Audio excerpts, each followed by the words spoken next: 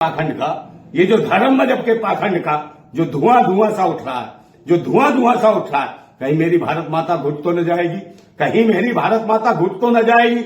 और ये जो भगवा भगवासी लपटें उठ रही हैं, ये जो भगवा भगवासी लपटें उठ रही हैं, कहीं मेरी भारत माता जल तो न जाएगी, जल तो न जाएगी। और हम क्रांतिकारी, दिल में आग और हाथ में क्रांति की मसाल लेके चलते हैं, दिल में आग हाथ में क्रांति की मसाल लेके चलते हैं। वो भगवाधारी ततैयो, वो भगवाधारी ततैयो, तुम क्या मेरी भारत माता को जलाओगे? अगर क्रांतिकारी की मसाल के आगे आगे ना तो जल के राख और खाक हो जाओगे। जिंदाबाद था भारत, जिंदाबाद है और जिंदाबाद रहेगा। जिंदाबाद भारत। आज हम पूर्वी उत्तरी दिल्ली क्षेत्र में मौजूद हैं और हमारे साथ बात करने को है इस समय क्रांतिकारी फौजी भाई नरेंद्र नंदा भाई राजपूत। बहुत बहुत स्वागत है नंदा भाई। जिंदाबाद जिंदाबाद। नंदा भाई, सुनने में आ रहा है कि उत्तरी पूर्वी दिल्ली क्षेत्र से, करावल नगर क्षेत्र से लोकसभा चुनाव में आप उतरने को जा रही हैं। हाँ, उत्तरी पूर्वी दिल्ली चुनाव लड़ेंगे। अच्छा। और ये जो है ना, क्या नाम है, मनोज तिवारी, इसकी पाखंड की बीमारी भी खत्म करेंगे।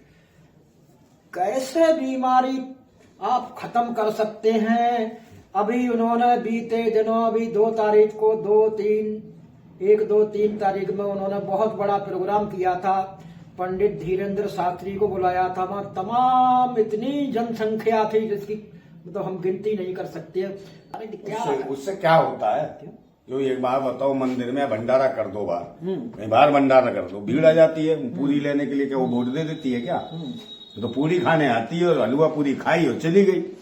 वोट तो विचारों से पढ़ते हैं, राष्ट्रभक्त आदमी को पढ़ते हैं, क्रांतिकारी को पढ़ते हैं, कोई ढोंगी और पाखंडियों को थोड़ी पढ़ते हैं। कौन है लोग पाखंडी? यही है। कौन? ये बाबा बागेश्वर। कैसे है नहीं पाखंडी? कैसे भाई अपनी बहन मुल्ला को भी आती है और कहता हिंदू राष्ट्र है, वो कहता मुल्ला मुल्ला, और बहन को खिलाता रसगुल्ला। अरे गलत है। पहले यार, पहले अपना वो करो। इतने बुजुर्ग हो गए, शर्म नहीं आती तुम्हें?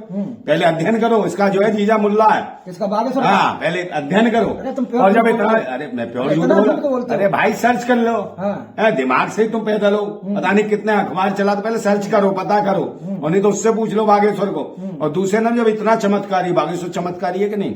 चमत्कारी, हाँ है चमत्कारी। एक महिला हमसे खुद कह रही थी कि जब हम बाबा के सामने बैठे, जैसे ही बाबा के सामने हम पहुंचे तो हमारे अंदर से वाइब्रेशन पैदा हो गया। क्या बात करते हो, चमत्कारी नहीं है? हाँ बिल्कुल बिल्कुल। जब तो उसका जो गुरु देखा है, मरा भद्राचार्य, वो भूतनी का है, जब वो मरा भद्राचार्य, ये चमत्कारी गुरु अंधा है, तो अंधे में दिव्य ज्योति डाल दे। तो काने को काना क्यों कहते हो? अरे तो भाई अंधे को डाल नहीं सकता आखिर वो जब, अरे साक्षात जब हनुमान मिलने आता है इससे मूर्ख से, है, और उससे गधा आता है, वो गधा भी रखता है, गधा वाईफाई वाला गधा, और रावण भी आ जाता है 10 है, दशानन।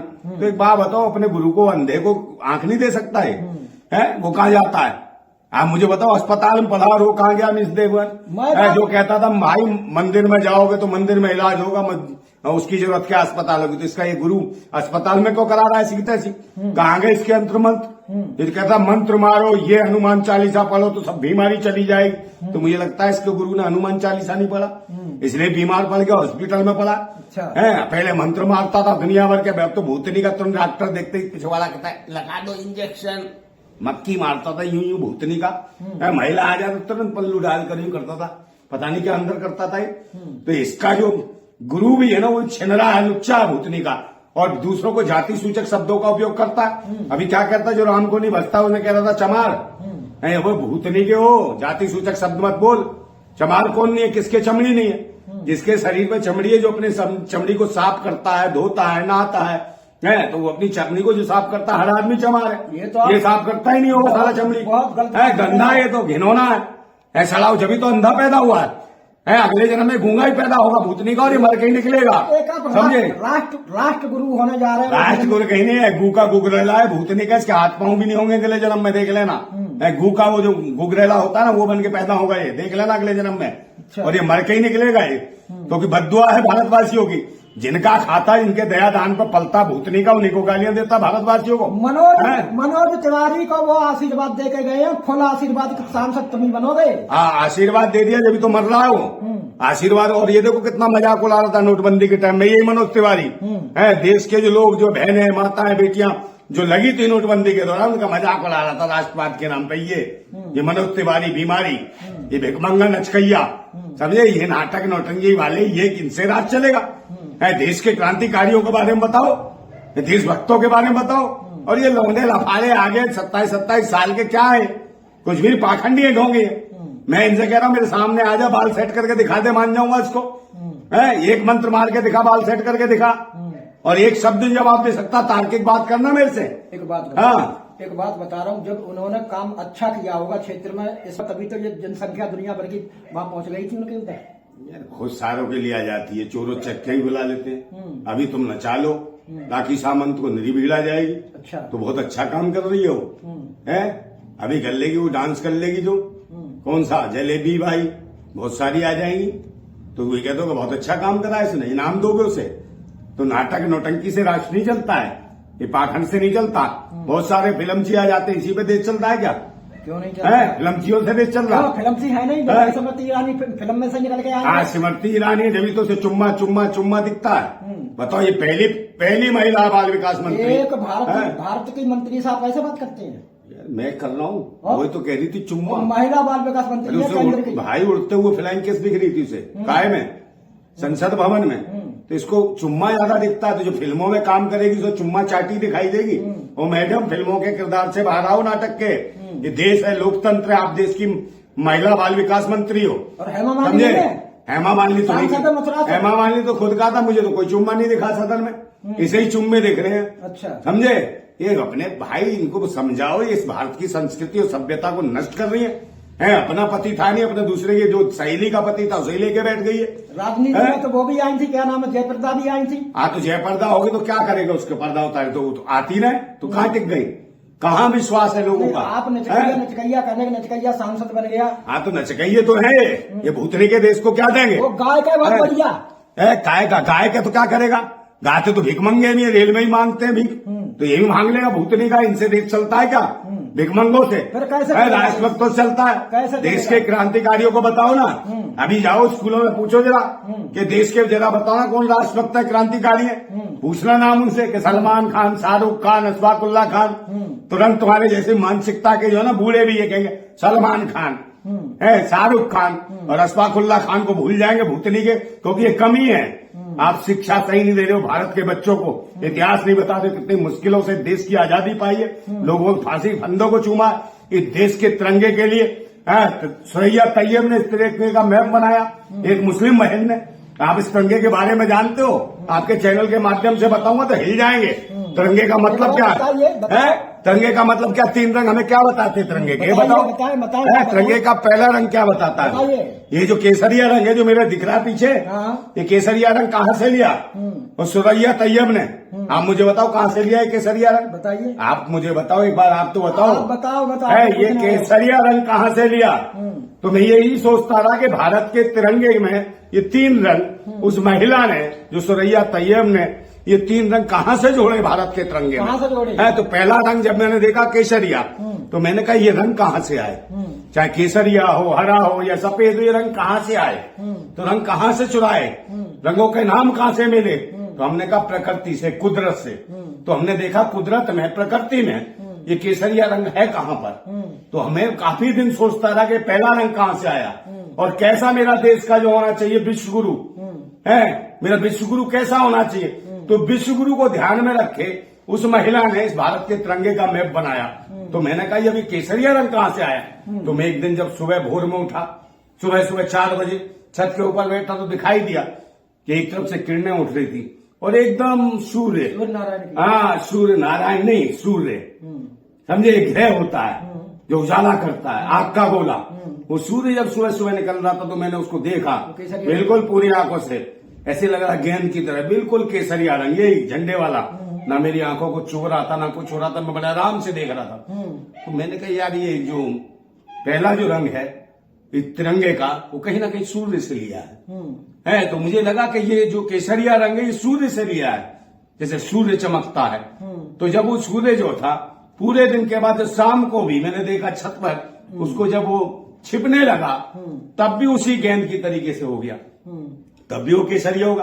तो मुझे समझ आया कि हमारे देश की इस बहन ने ये क्यों हमारे देश के पहले झंडे में ही जो केसरिया रंग रखा? तो उसने कहा मेरे अखंड भारत की कल्पना क्या है इस झंडे के माध्यम से?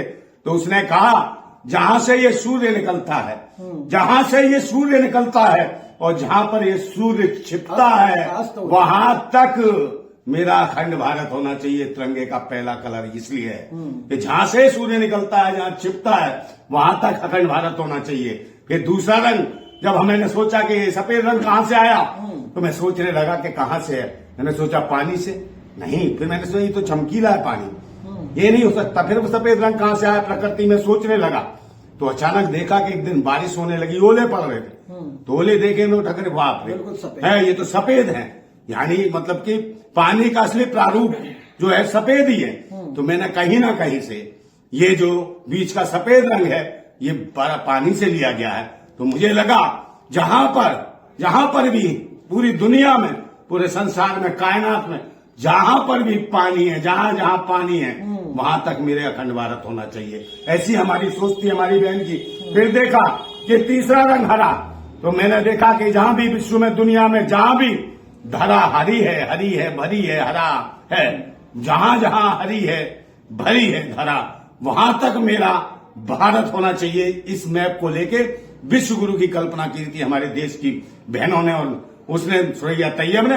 मगर आज के लोग, कोई हिंदू, कोई मुसलमान, कोई ईसाई, कोई किसी नाम से इस रंग को बांट रहा, झंडे को बांट रहा। और पाखंडवादी लोग झूठे ये सोच रहे कि इसको कुछ को भगवा करके भड़वागिरी करते हैं। कोई कुछ करके हरा कह के कुछ कहता, कोई सफेद कह के कुछ कहता। मगर ये तिरंगा है, ये तिरंगा देश की शान और मान है, आन है। ये तिरंगे को हम झुकने नहीं देंगे। हम क्रांतिकारी है, राष्ट्रभक्त है। इसके लिए नेताजी सुभाष चंद्र बोस, भगत सिंह, राजगुरु सुखदेव, चंद्रशेखर आजाद, राम प्रसाद बिस्मिल, बड़े बड़े क्रांतिकारी योद्धाओं ने अपना खून बहा दिया है इस तिरंगे की खातिर। और यहाँ के लोग जो है नचकइयों को अपना सब कुछ बताते हो कि ये राष्ट्रभक्त है, कि सलमान खान, शाहरुख खान, के अक्षय कुमार, फलाना। अबे जब बच्चों को इन्हें स्टार बताओगे, इसको ये रिंकिया का पापा कौन, मनोज तिवारी, इन्हें बताओगे तो बच्चे क्या करेंगे? कोई क्रांतिकारी बनेगा, राष्ट्रभक्त बनेगा? सब पिछवाड़ा हिलाएंगे, नचकइये बनेंगे भूतनी के। राष्ट्रभक्त कौन बनेगा? तो नचकइये बनाने हैं तुमने, है नौटंकीबाज बनाने भारत के बच्चे। तभी तो भारत आगे नहीं बढ़ पा रहा, इतिहास आगे नहीं बढ़ रहा। तभी उनको पता नहीं कि देश हित में, राष्ट्र हित में क्या करना चाहिए। तो देश हित में लड़ना है, और हम लड़ेंगे चुनाव, समझे, उत्तरी पूर्वी दिल्ली से। और मनोज तिवारी कराएंगे जमानत जब्त, समझे, और देंगे पूरा का पूरा सख्त क्रांति का लोहा है। ये भागते फिरेंगे पाखंडी ढोंगी, जब तो ड्राइवरी लेके कत्ता चलाता है इसकी बाबा की, समझे। ये पाखंडी है, हिंदू मुसलमान, इसके अलावा कुछ आता ही नहीं इनको, है किसी के पीछे पड़े हैं। मुसलमानों के तो ऐसे पीछे पड़े हैं दुश्मन, और बहन बेटियां अपनी सवनी को भी आ देते हैं भूतनी के, है। इनका पार्टी का वो देखा नहीं, शहनवाज हुसैन, उसको भी दे रखी है, मुख्तार अब्बास नकवी, उसको भी दे रखी है। वो रामलाल था महासचिव उत्तर प्रदेश का, उसकी लड़की की शादी हुई, उसका भी वो दामाद वो मुसलमान, और उसको आशीर्वाद देने आए योगी। तो बताओ, लोडियां अपनी बेटियां तो मुसलमानों को ब्याह, तो मुसलमानों का विरोध करते हैं भूतनी के, दूसरों को लड़वाते हैं भारत के लोगों को। किसकी परेशानी है? जो गरीब लोगों की, माताओं बहनों को कितनी दिक्कत है। बहन बेटियां सुरक्षित नहीं है, आप देख रहे हो ना। बच्चियों को जो है निर्वस्त्र करके बलात्कार करते हैं, कराना। देश के सेना के पूर्व सैनिक की पत्नी को निर्वस्त्र करके दौड़ाया, इन्होंने परेड कराई, सामूहिक रूप से इसका बलात्कार करा। पीड़ा नहीं है, दर्द नहीं है। एक एक महिला के ऊपर 11-11 भैंसी दरिंदे रेप कर देते, और उनको भारत का जो गृह मंत्री है लेटर लिख के कहता है संस्कारी बलात्कारियों को, और लड्डू बांटे जाते हैं, बम पटाखे फोड़े जाते हैं बलात्कारियों के लिए। उनकी बेटे को, उनके परिवार के लोगों को टिकट दिए जाते हैं। तो ये क्या होगा राष्ट्र का? जो देश के लिए बहन बेटियां गोल्ड मेडल लाती हैं, उनका यौन शोषण होता है। पोस्को जैसे मामले लगते हैं, मगर उसमें हस्तक्षेप क्या होता है? सुप्रीम कोर्ट हस्तक्षेप करता है, तो उसके बावजूद भी न्याय नहीं मिलता, इंसाफ नहीं मिलता। और वो लड़कियां कहीं ना कहीं खेल जगत से इस्तीफा लेती हैं, उसके संन्यास ले लेती हैं, और रोती हुई पटकती हुई जाती है पैर। तो क्या ये देश का इज्जत सम्मान है? इससे बेटी बचेगी, इससे बेटी बढ़ेगी। तो बेटी बचाओ बेटी पढ़ाओ का नारा देने वाले लोग, अब आज की डेट में नारा जिन्होंने दिया था, नारा बेटी बचाओ बेटो पढ़ाओ का नारा, आज वही भूतनी के नारा तोड़ अभियान मचा रखा है। आज जज सुरक्षित नहीं है इनके शासन में, महिला जज सुरक्षित नहीं है, क्योंकि जिलाई जज उसे बुलाता कि आजा रात को, क्या रात को देगा? भूतनी के फल भलाना ज्यादा काट देंगे, भूतनी के हम क्रांतिकारी है। तालियां बजाता फिरेगा, बधाइयां देगा भुगतनी के हिजड़े की औलाद है। हमारी बहन बेटियों को ऐसे करेगा? जब महिला जल सुरक्षित नहीं है तो कौन क्या करेगा? उसको देख लो, चिमनी आनंद को, छोटी छोटी बच्चियों से मसाज कराता है। इन्हें क्या मतलब है दीन दुनिया से? पर बच्चियों से मसाज कराता है बाबा, है, बल्कि उसके परिवार को बंद करा दिया। तो ये हालत है देश की। तो मैं भारत जिंदाबाद है और जिंदाबाद रहेगा। जिंदाबाद भारत। तो ये थे नंदा भाई, इन्होंने देश के ऊपर तमाम सारी बातें ऐसी बताई जो नहीं होना चाहिए।